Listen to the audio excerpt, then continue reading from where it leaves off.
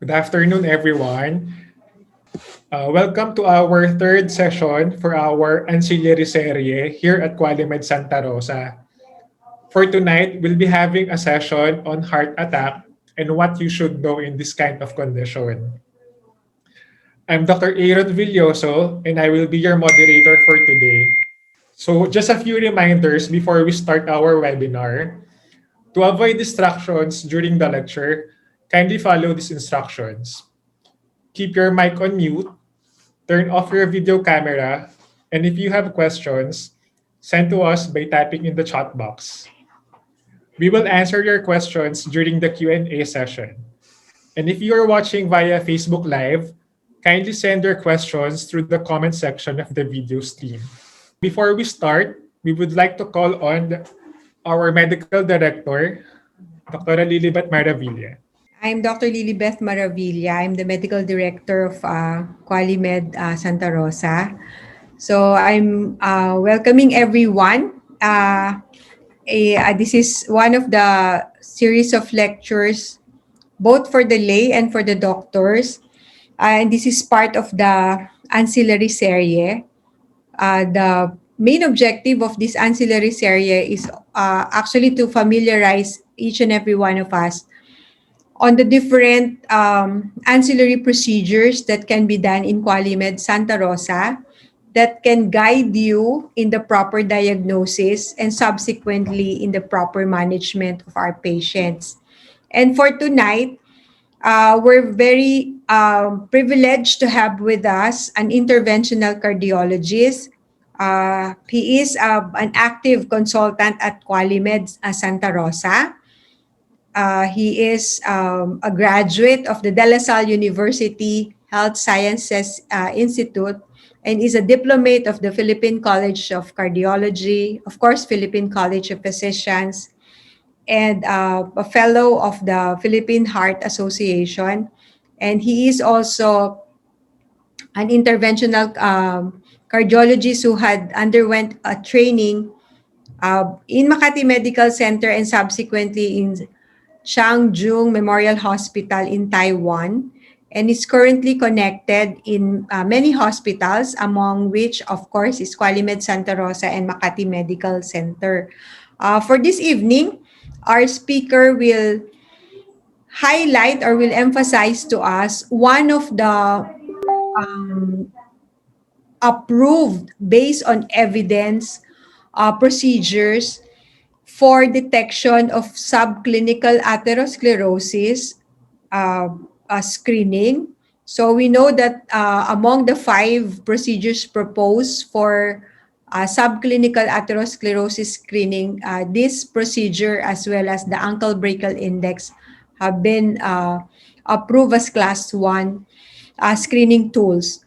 Pag sinabi natin subclinical atherosclerosis, these are the patients who do not still have symptoms, but they have multiple risk factors and are computed based on the clinical risk scoring system to have moderate to high probability of coronary artery disease and vascular disease in other vascular beds. So to expound the topic further for us, para po malaman natin ang importansya nitong test na to para ma-detect early ang pagbabara ng ating mga ugat kahit dun sa mga taong walang simptomas pero mayroong mga risk factor or may mga sakit na pwede magdulot ng pagbabara ng ugat. I-welcome po natin lahat si Dr. Michael Rome. Mike? Hi, ma'am. Good evening. Good evening, Dr. Maravilla. Good evening, Dr. Villoso, and to all the participants of this webinar. Good evening. Let me just share my slide so I can start the discussion. So, my topic for today is about myocardial infarction or heart attack.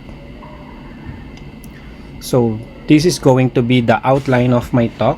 So, I will be discussing what is an MI or heart attack, what are the causes, the etiology, the disease process or the pathophysiology, And what are the signs and symptoms that you should watch out for? The management of heart attack or coronary artery disease, including the diagnosis and treatment. So what is an MI or heart attack? So a heart attack, also known as myocardial infarction, is the death of heart muscle from a sudden blockage of a coronary artery. So blockage of a coronary artery deprives the heart muscle of blood and oxygen, causing injury to the heart muscle. So just for your information, in the last 20 years, heart disease has remained the leading cause of death in the world and is still killing more people than ever before, as said by the World Health Organization in its 2019 global health estimates. And the Philippines is the worst in Southeast Asia. So according to them, 120 out of every 100,000 Filipinos died of ischemic or coronary heart disease. This is up from this data is from the 2019, and it is up from 103 per 100,000 population in 2015. So that the worst record among the Southeast Asian countries that listed this ailment is Philippines. So this just shows you that we still need to do a lot to prevent Filipinos in dying from this serious health problem. So what are the causes or the etiology of developing coronary artery disease? So number one is your high blood cholesterol levels. This puts you at risk in developing cholesterol plaque in your blood vessel wall and eventually causing significant blockage over time.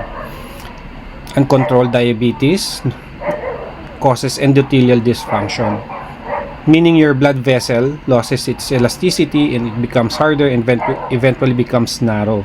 These are also true with hypertension, smoking, alcohol intake. All these causes endothelial dysfunction. Heart disease is also hereditary, meaning if you have a family member that have a heart disease, that puts you in a higher chance of developing heart attack compared to someone who has no family history of heart disease.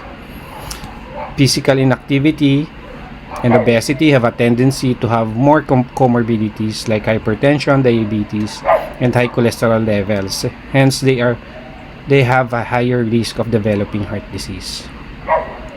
So all of this causes heart disease and eventually heart attack, especially if they remained untreated.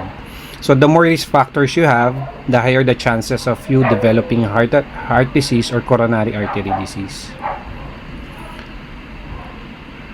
So the disease process of developing coronary artery disease begins with the atherosclerosis, which is a gradual process of plaques or collections of cholesterol that are deposited in the artery walls. So these plaques or cholesterol deposition eventually narrows the blood vessel lumen and causes inadequate blood supply to the heart muscle. So when that happens, you develop angina or chest pain. So angina is a chest pain that occurs when the blood and oxygen supply to the heart muscle cannot keep up with the needs of the heart muscle. So the most common symptoms of myocardial infarction or MI is sudden and severe pain in the chest, which is angina. It can be described as pressure, heaviness, stabbing, squeezing, or aching across the chest. Pain may travel to the neck, jaw, arms, back, even the teeth, and may be accompanied by shortness of breath, nausea, or cold sweat.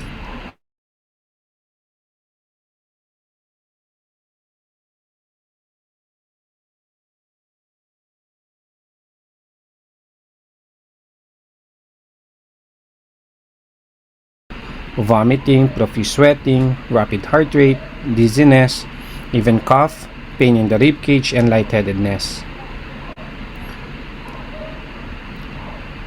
And angina can also occur during rest. So, angina at rest more commonly indicates that the coronary artery has been narrowed to a critical degree, so the heart is not receiving enough oxygen even at rest. So how do we diagnose chest pain? So severe chest pain is usually a sign that an MI or heart attack is occurring, and the test may be performed that will confirm the MI. When the symptoms of heart attack do not include chest pain, the heart attack may not be suspected and appropriate tests may not be performed. So the initial step in diagnosing a heart attack is to be suspicious that one has occurred. So there are different ways to diagnose heart attack. Number 1, ECG or electrocardiogram. 2, by doing blood test, stress test, imaging modalities. So the most important factor in diagnosing a heart attack is a prompt medical attention. So I will discuss this further. So what is an ECG or EKG? So it is a recording of electrical activity of the heart. It can identify the areas of heart muscle that are deprived of oxygen and or areas of muscle that have died. It can also give a secure diagnosis of heart attack. It can be made quickly in the ER, so treatment can be started immediately. So ECG is mostly useful during acute chest pain or acute heart attack. But sometimes ECG alone is inconclusive. There are cases when patients only develop symptoms if they exert an effort or if they exercise. So at rest, the heart is able to supply the oxygen demand. However, during exertion, when there is an increased demand, the heart will not be able to supply adequately because of the blood vessel narrowing. That is why we request sometimes for exercise tests to elicit ischemia during exertion. So treadmill exercise test is used to provide information about how the heart muscle or how the heart responds to exertion. It usually involves walking, running on treadmill at increasing levels of difficulty, while ECG, heart rate, and BP are being monitored. So now I would like to introduce the two different imaging techniques that we use to further evaluate chest pain and coronary artery disease. First, the anatomical imaging techniques. This includes the conventional invasive coronary angiography and the CT cardiac angiography, including calcium scoring, as well as the contra-CT coronary angiography. So this imaging will show you the morphology or how the lesion looks like. It will show you the luminal diameter stenosis, but it will not tell you if it is physiologically significant. So on the other hand, functional imaging stress techniques, which can be performed by either echocardiogram, MRI, or nuclear imaging techniques, can assess if the stenosis or the CAD is causing ischemia or chest pain. So a coronary angiogram is a procedure that uses X-ray imaging to see if your heart's blood vessels. So the test is generally done to see if there is a restriction in the blood flow going to the heart. So a catheter is inserted into an artery, either in the groin or wrist, and threaded through the blood vessel to the heart. So a dye is injected through the catheter, and the dye is easy to see on X-ray images. So we can observe its flow and identify blockages or constricted areas. So the conventional invasive catheter angiography is the gold standard for anatomical imaging. So what we are looking for is the degree of luminal stenosis. So in the example here, it shows a stenosis on the proximal left anterior descending coronary artery, and the degree of stenosis is graded as mild if it is less than 50%, moderate if it is between 50 to 70%, and severe if it is more than 70% diameter stenosis. So it is important to note that in conventional angiogram, we can only look at diameters and the luminal stenosis, but you will not be able to see if there are plaques on the wall.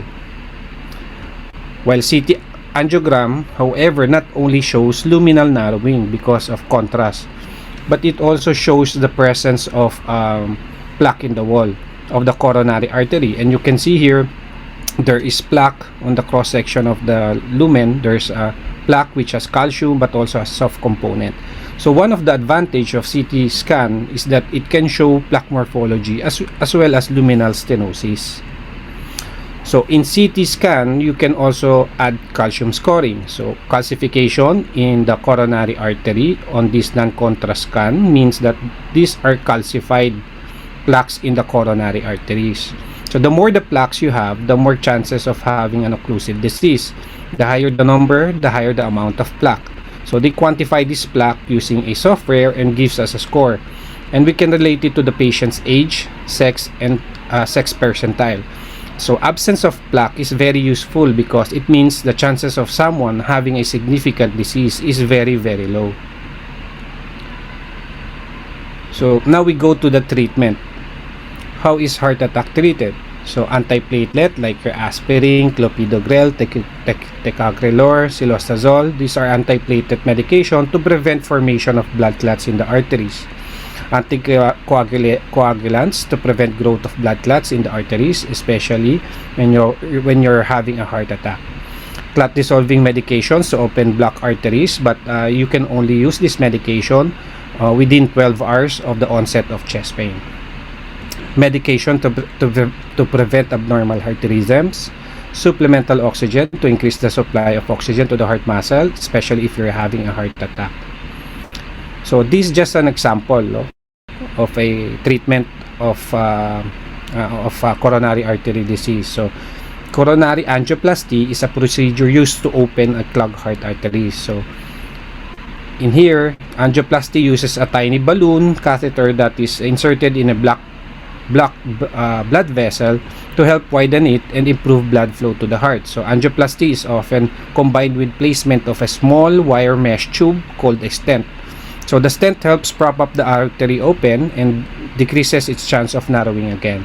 So here in this example, after angioplasty, you can see there's already improvement of the stenosis. Okay. So another treatment procedure is surgical, which is coronary artery bypass grafting. So if the coronary artery disease that cannot be managed by doing angioplasty because of a severe stenosis in several blood vessels, another option is doing a coronary artery bypass graft. So this procedure is a construction of an alternative path to bypass a narrowed or occluded coronary artery and restore blood flow from the aorta to an area past the occlusion.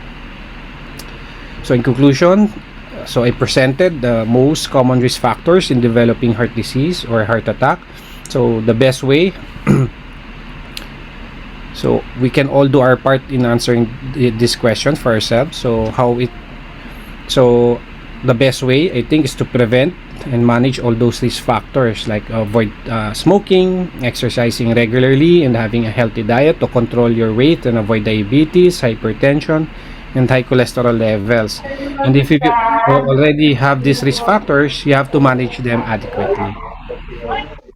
So that is my last slide. Thank you everyone for listening. I am looking forward to answer some of your questions.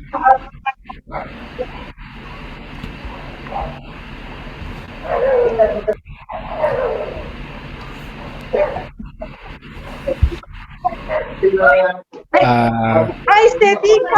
Naka-mute kaya ata, Aaron. Sorry.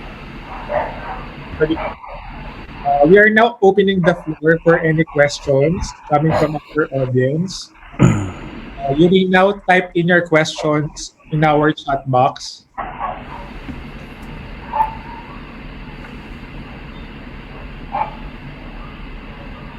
Sir, ako muna magtatanong. Among our different risk factors po na you were able to mention kanina, which among them po are highly associated with heart attacks? Actually, all of them kasi depends. No? All of them are risk factors. I think the more important factor is the number of risk factors you have. No, I think the more risk factors you have, the higher the chances of you developing a coronary artery disease or heart attack. Another question po, sir, kasi we've been seeing, sir, na most of the heart attacks are occurring po sa mga lalaki. So, ano po ba yung kumbaga parang nagiging risk factor sa mga lalaki na they're exposing them to more heart attacks po as compared to women? Yeah, that's a good question. Actually, in age 50, 40 plus, 50 or 50 plus, if you look at the data, so mostly men yung nagkakaroon ng heart attack, no? They develop heart attack. It is because the women or the female still have the protective benefit of the female hormones, no? That's why if they develop what do you call this, menopause, that's the time the women has a higher chance of developing heart disease. So during 40-50, men are higher. Pagdating na ng 60, 70, 80, so more women are developing heart disease because wala na yung protective benefit nung female hormones. I think we have one question, sir, sa chat box. Basahin ko na lang, sir. Is it advisable for the patient with severe left ventricular hypertrophy to walk every morning? The patient has sometimes experiences of shortness of breath, even during at rest. Uh, if you're developing if you have symptoms at rest, I think it's not advisable for the patient to do to walking or vigorous exercise, no, kasi symptoms at rest meaning you probably have a very very significant coronary artery disease.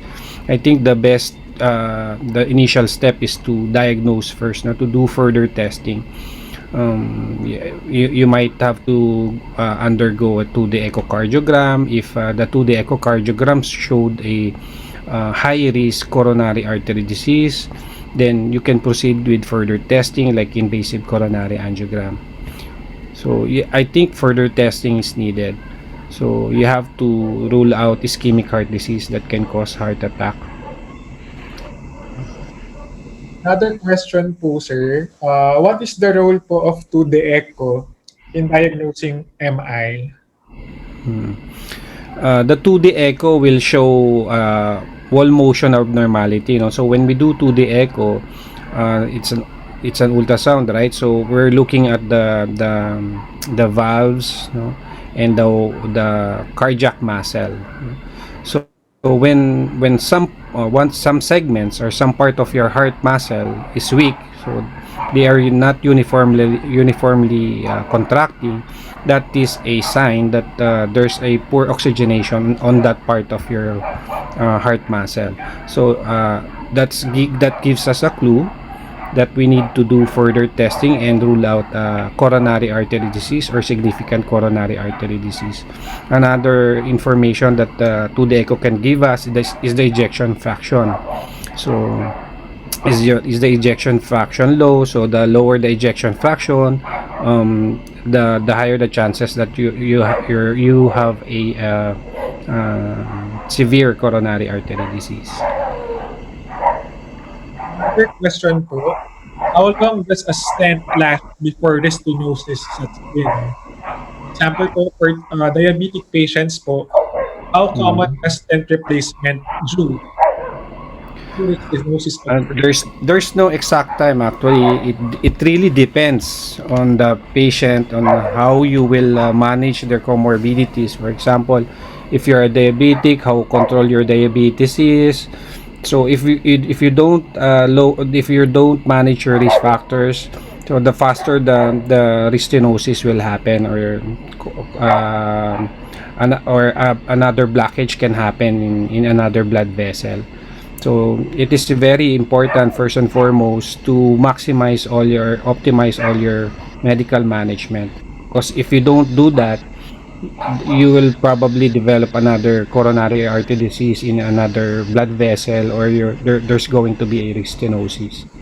So I have seen patients 20 years after their stents are still patent because they become very uh, aware of how to control their risk factors. Yeah. We have another question po. For patients po with multiple comorbidities, when is the best time po to have their self-check po for preclinical atherosclerosis? So If they have multiple risk factors, you have to optimize their medical treatment. So you have to check their blood chemistries regularly, make sure their blood sugar is controlled, their cholesterol level is controlled, their hypertension is controlled. No, they have to avoid smoking. But if they develop symptoms, like if they have chest pain, that's the time, no, that further testing is needed. So yeah, it depends on the patient, how old is the patient, how many risk factors. So sometimes you use a pretest probability. If the pretest probability is high, so that's that helps us on further deciding on what test to do, to investigate further. So it really depends on the there's no exact. Once you have symptoms, we compute for your pretest probability to help us decide. Sir. Another question po, sir. We're seeing po kasi most patients presenting po sa emergency room na abdominal pain lang, and then we're, kumbaga, caught off guard, sir, na MI na pala siya. Mm. Are there certain populations po, sir, presenting po with atypical symptoms of MI? Yes. It happens, no, very atypical symptoms of MI. So sometimes they don't present as chest pain. So but they are considered anginal equivalent. So they are still considered as a chest pain syndrome. So the population mostly are elderly patient, those with diabetes, and women, no? Sometimes they present atypically. So for those population, you have to be very aggressive in diagnosing them.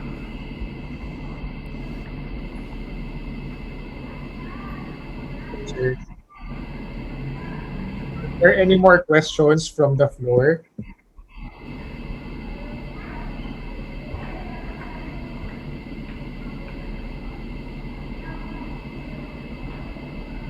We have one, sir. What is the role of IVNAC pre-coroangio with high levels of CREA? Yeah. I think that question is for the nephrologist, no? So there are very few studies for that, eh. Um, the oral, there's no study for the oral. There's a small study in using IV N-acetylcysteine to uh, prevent a contrast-induced nephropathy. But I think kasi I believe yung IV N-acetylcysteine only lowers your creatinine. It doesn't. I don't think it really helps. One study that really helps in preventing contrast-induced nephropathy is hydration and the use of the bicarbonate drip. But the N-acetylcysteine is a bit debatable. Okay, sir. We have another question. So, I experience chest pains even at rest po or habang natutulog. But whenever I undergo ECG and to the echo, lahat naman po normal. Do I need to worry about it if normal naman po lahat? So yeah, so if it depends on how old are you ba. Do you have comorbidities, do you have risk factors for developing CAD. So if you have all those and there's still chest pain, I think further testing with imaging techniques is advisable. So imaging techniques, like for example, you're doing a stress test with imaging like echo or a nuclear imaging like myocardial perfusion imaging. Those are options that you can do to assess if you are having a CAD. So if you're younger, less than 65 years old, probably one option is to do a CT coronary angiogram with calcium scoring. So kasi one advantage of the CT coronary angiogram with calcium scoring, so if you're low risk, even if we see that there's no significant blockage, but you have a positive calcium scoring, then it helps us to start preventive therapy, no? Kahit hindi pa significant yung coronary artery disease mo, we already documented that there's already a beginning coronary artery disease when we see plaques or you have positive calcium scoring.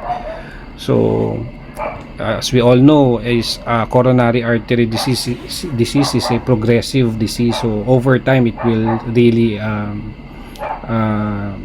going to be it is going to progress. So we can hold the progression by starting preventive therapy like your anti-cholesterol or your statins. Another question po, given po kasi na talagang medyo pricey sir yung mga diagnostic tests for MI, both anatomic and physiologic. In reality po ba, we need to do or perform both anatomic or physiologic, or we can get na lang po anatomic lang over physiologic? Yeah. There's no really hard recommendation regarding that. There's the new guideline only suggest, so if you're 65, because lower younger than 65, they tend to have a non-significant coronary artery disease, no?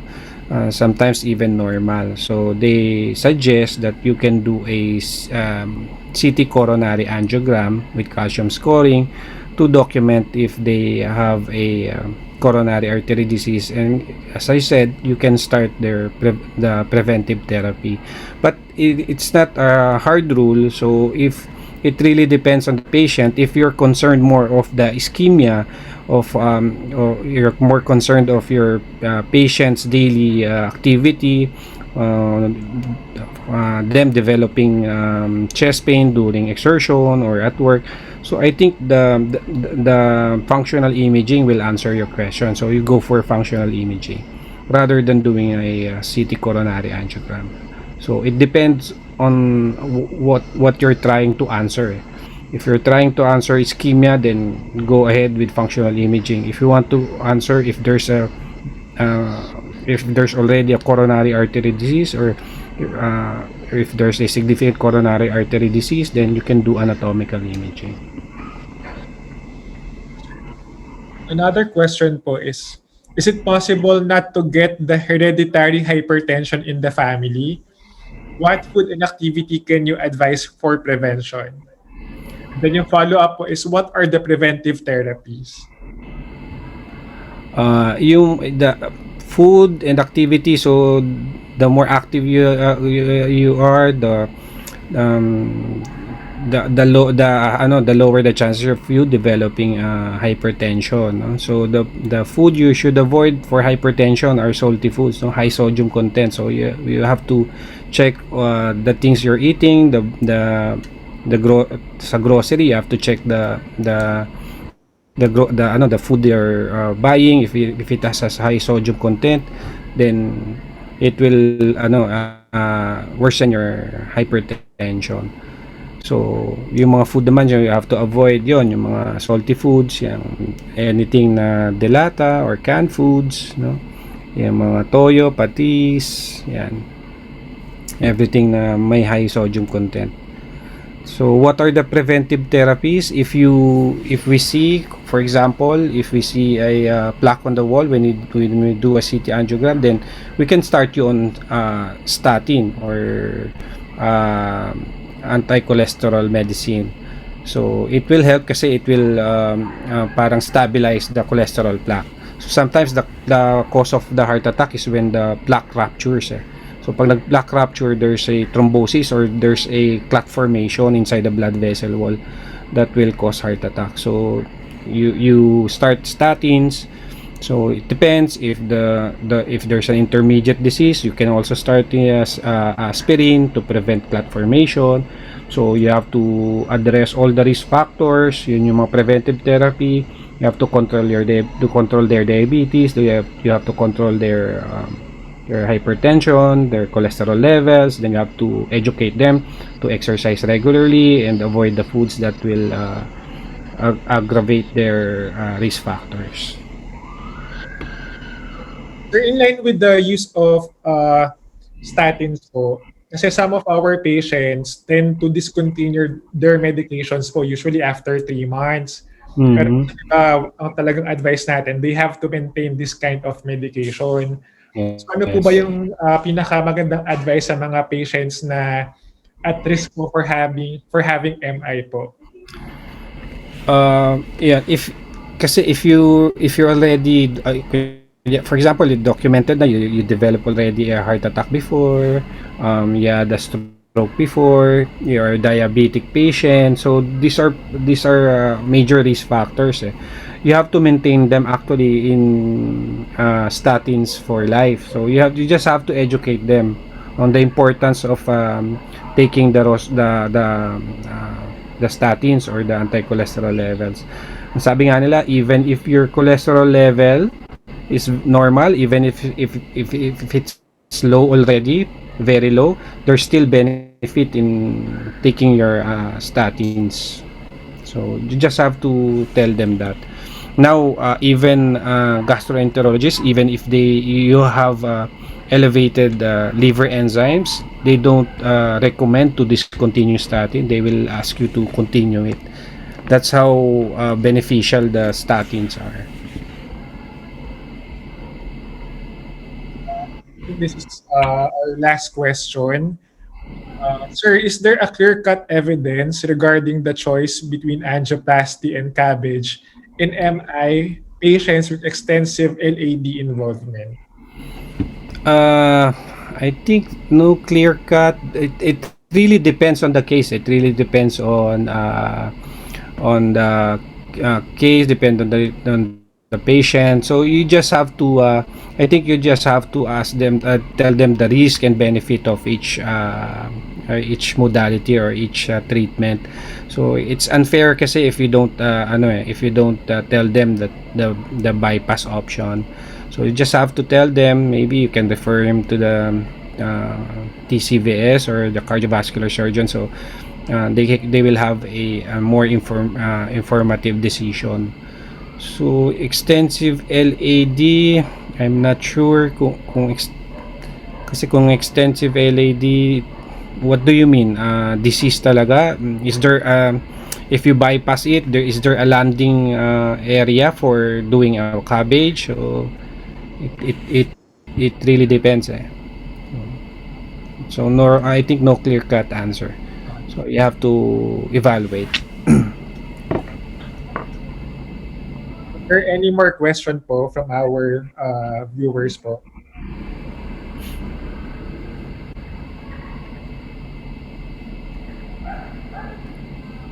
If there's none, thank you, Dr. Rome, for sharing your expertise with us for tonight.